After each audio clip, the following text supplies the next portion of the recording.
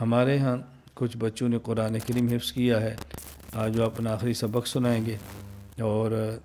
اس کے بعد انشاءاللہ ذکر ہوگا، پھر دعا ہوگی۔ میں نے آپ سے کہا بس میری خواہش ہوتی ہے کہ آپ مہینے کی رات دیتے ہیں تو آپ کچھ نہ کریں، بس اذکار کریں، تلاوت کریں، عبادات میں لگے رہیں،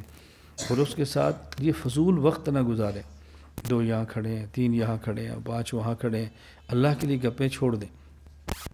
کھانے کا وقت ہے، کھانا کھائیں، عشاء کی نماز پڑھیں، اس کے بعد سنت پڑھیں، نفل پڑھیں، سورت پڑھیں، ہدایات سنیں اور سو جائیں۔ اور صبح جو اٹھانے کا وقت بتایا جائے تو اپنا الارم لگا کے خود اٹھیں، پھر تہجد پڑھیں، پھر تلاوت کریں، پھر فجر کی اذان کے بعد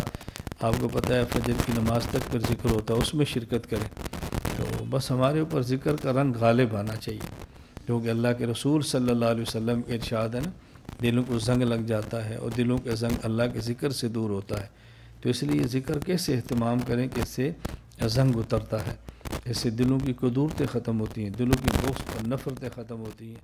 اس سے اللہ تعالیٰ جو ہے نا عمل کرنے کی توفیق عطا فرماتے ہیں۔